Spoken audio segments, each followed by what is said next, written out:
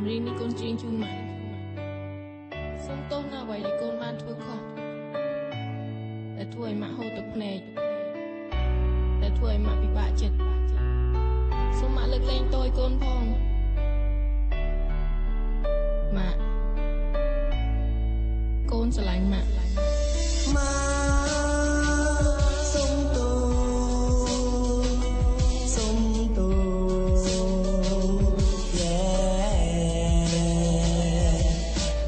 ម៉ា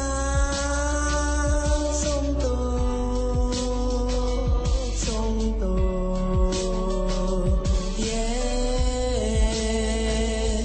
នៅក្នុងបន្ទប់ដ៏សែនស្ងាត់កណ្ដោយកង់ដៃគ្រឿងចិនកាន់តែច្របូកច្របល់ឈួតវងវែងអង្គុយម្នាក់ឯងតែបត់ចម្រៀងអារម្មណ៍មិនដាច់តាមភ្លេងព្រោះអារម្មណ៍នៅពេលនេះកំពុងចិត្តបីដែលបាច់វិញដល់ពេលនេះកូនបាននឹងបាំងពីកូនញ៉ាំងម៉ាំង9ខែ10ថ្ងៃព្រោះខ្សែលំបាំងអ្នកម៉ាំមិនដែលរអ៊ូរទាំពេលដែលកូនធ្វើតាំងកូនចាច់នឹងចិនអ្នកម៉ាំងសែនរអ៊ូរអាំងម៉ាសូមទោសសូមទោស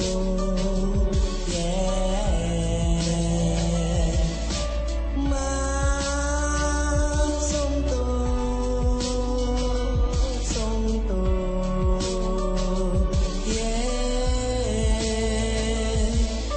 រយៈពេលដែលคนឃ្លាតទៅឆ្ងាយប៉ុន្តែតែរលឹកដល់អ្នកម្ដាយក្រុមពេលវេលាអ្វីដែលคนរាប់តែធ្វើខុសប៉ុន្តែតែលើកដៃសុំទោសរក្រុមហងដែលធ្លាប់សា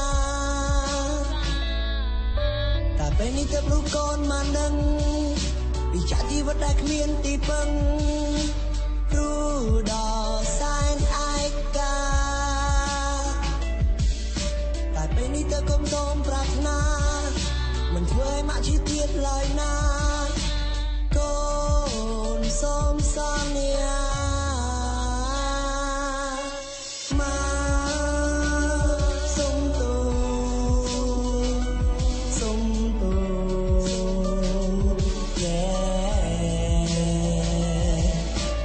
ម៉ា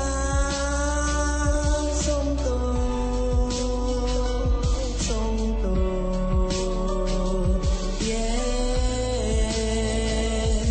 ចម្រៀងនេះជូនដល់អ្នកម៉ាំងឲ្យម៉ាំងបានដឹងថាក្នុងចិនកូននៅក្នុងពេលនេះប្រៀបដូចគ្មានទីពឹងកណ្ដាលកណ្ដាយមិនដូចជាផ្សែងកិនអ្វីក៏មិនដឹងព្រោះអារម្មណ៍កូននៅក្នុងពេលនេះចង់ឲ្យម៉ាំងបានខឹង